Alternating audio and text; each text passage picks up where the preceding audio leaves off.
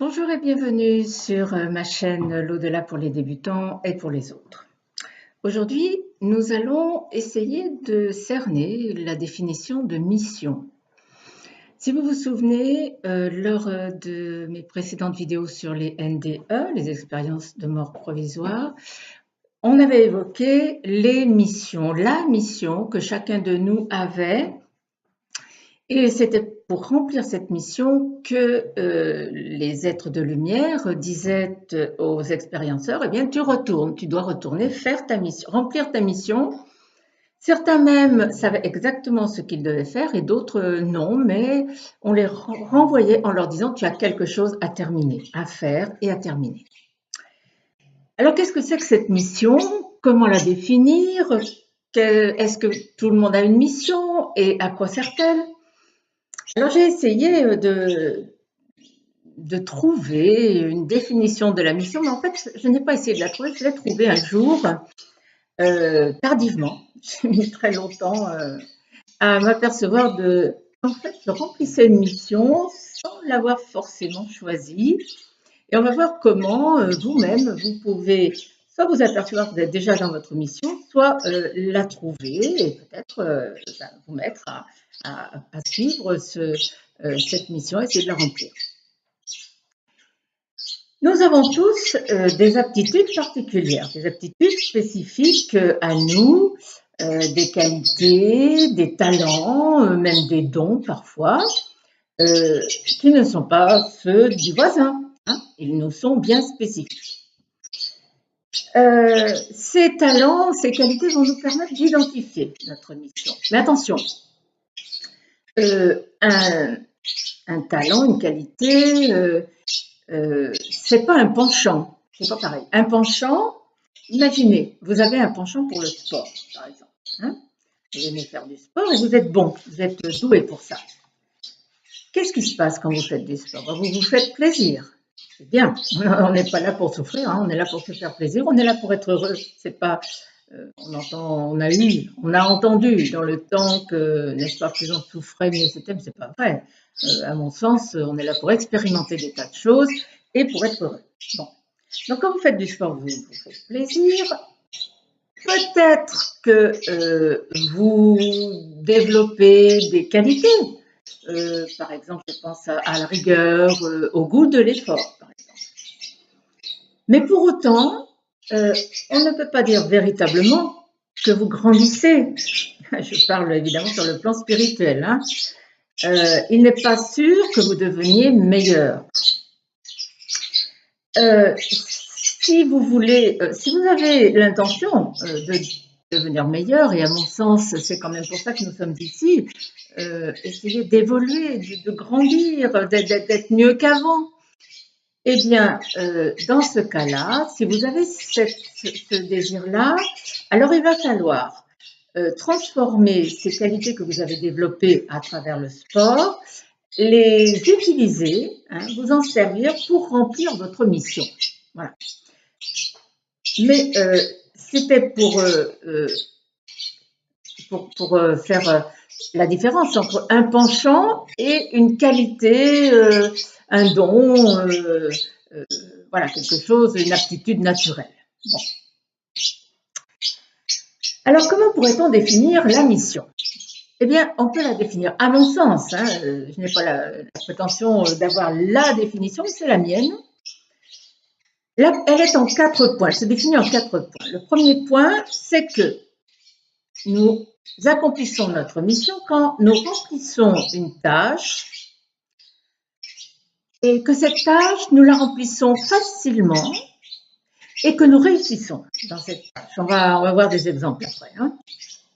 Ça, c'est le premier point, à mon avis, essentiel, c'est-à-dire que, retenez bien, nous remplissons cette tâche facilement et nous réussissons.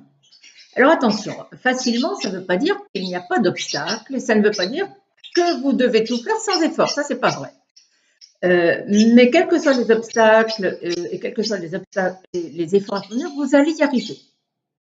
C'est en cela que je veux dire que c'est facile pour vous, c'est pas sans effort, mais vous y arriverez et vous réussirez dans la tâche que vous suivez. Ça c'est le premier point. Le deuxième point, c'est que lorsque vous accomplissez cette tâche, vous êtes dans la joie. Alors attention, là encore, petit bémol, la joie, ce n'est pas le plaisir. On va y revenir tout à l'heure. Troisième point important, vous utilisez justement ce dont nous parlions au début, c'est-à-dire que vous utilisez vos talents, vos aptitudes naturelles, vos qualités, vous les utilisez pleinement dans cette tâche qui vous est facile, on l'a dit, et que vous effectuez dans la joie. Et enfin, quatrième élément, c'est que lorsque vous êtes dans cette tâche, vous apportez quelque chose à l'univers, disons. Pour préciser, vous apportez quelque chose à des humains, aux humains. Vous apportez quelque chose aux animaux, à la planète, hein, pourquoi pas, la nature. Voilà. Mais cette tâche ne vous apporte pas seulement de la joie à vous, mais elle apporte un plus au monde. Et ça, c'est vraiment incontournable dans la définition de mission. Voilà. Donc, la mission en 4 points. Si les 4 points sont remplis, eh bien, vous êtes vraiment sur votre chemin et vous effectuez votre mission. Peut-être que vous n'avez jamais eu conscience que vous étiez en train de remplir une mission. C'est exactement ce qui m'est arrivé. Moi, je suis issue d'un milieu pauvre, très très modeste, hein, même pauvre, et je rêvais toute mon enfance de faire les beaux-arts. J'adorais ça, et puis je rêvais également de faire de la danse classique, et si j'avais pu, c'est vraiment là que je me serais dirigée. Bon, mes parents étaient pauvres, pas question ni de me payer des cours de danse, ni de m'envoyer aux Beaux-Arts, c'était quelque chose de totalement exclu. Donc on m'a dit, écoute mon petit, tu vas faire l'école normale et tu vas faire institutrice. C'était pas mon choix, pas du tout, mais pas du tout. Et j'ai même paniqué beaucoup à l'idée de devenir maîtresse d'école pendant toute ma carrière. J'ai passé le concours de l'école normale et encore une fois, dans mon milieu, il n'était pas question de le rater, donc j'ai réussi. Et je suis devenue institutrice en primaire. Et en fait, je me suis aperçue beaucoup plus tard, pas tout de suite, hein, j'ai mis du temps, mais très tard, beaucoup plus tard, au bout de plusieurs dizaines d'années, je me suis aperçue qu'au fond, si on avait voulu me faire faire un métier qui correspondait exactement à mes aptitudes, à mes qualités naturelles, à ce que je savais faire facilement, on m'aurait demandé d'être institutrice. Donc en fait, j'avais tout ce qu'il fallait pour exercer ce métier. Et à partir du moment où je me suis vraiment lâchée, hein, comme on dit, eh bien, j'ai même éprouvé de la joie à enseigner. Et j'ai compris qu'en fait, ma mission ici, c'était d'enseigner. Et c'est un peu ce que je continue de faire ou d'essayer de faire à travers ces vidéos. Voilà. Vous voyez que la mission ne correspond pas toujours à quelque chose que l'on a souhaité, mais la vie vous a mis ou mise sur un chemin dans lequel vous réussissez, dans lequel vous finissez par ressentir de la joie, dans lequel vous utilisez toutes vos compétences, vos aptitudes, et même si vous avez besoin de fournir beaucoup d'efforts, ça a été mon cas, hein, enseigner c'est vraiment pas facile, eh bien vous réussissez dans votre mission. Voilà, ça c'était une petite parenthèse pour vous montrer que la mission, en fait, on la découvre parfois très très tard. Je vous disais tout à l'heure que la joie devait être présente lors de l'exercice de votre mission. Et je vous ai dit que la joie, ce n'était pas le plaisir. Et c'est important de faire la distinction parce que le plaisir, c'est quelque chose qui affecte votre corps, mais qui n'affecte pas votre personne tout entière. La joie, c'est quelque chose qui vous donne du plaisir. Le plaisir est dans la joie, hein? Mais en plus, vous avez une conscience de cette joie. Il n'y a pas de joie sans conscience de la joie. Voilà. Et la joie, elle affecte toute votre personne, les sentiments, les valeurs et la conscience. On peut dire que la joie, c'est un plaisir spiritualisé. Voilà. C'est donc très différent du plaisir seul, du plaisir simple, et ça ne veut pas dire encore une fois qu'il faille se priver de plaisir, mais pas du tout. On n'est pas là pour se faire du mal, on est là pour être heureux, mais on est là aussi pour apporter un petit plus au monde, tout en étant heureux. Et voilà, et la mission, elle est là, elle est là.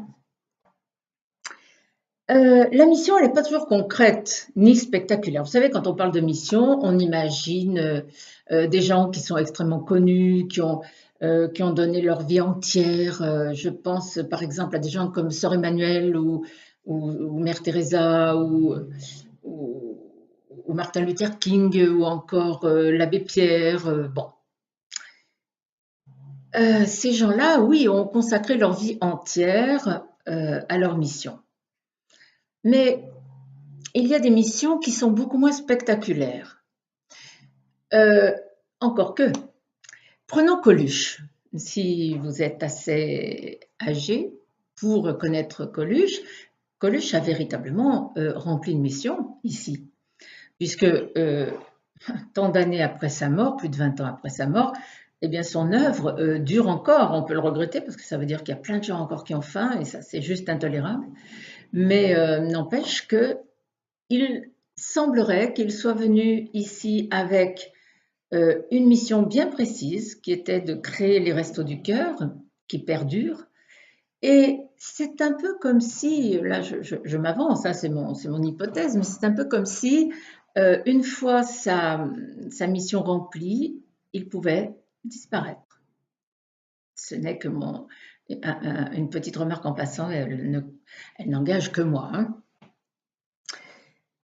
Celle-ci de mission de Coluche, elle était spectaculaire encore, hein, c'est vrai.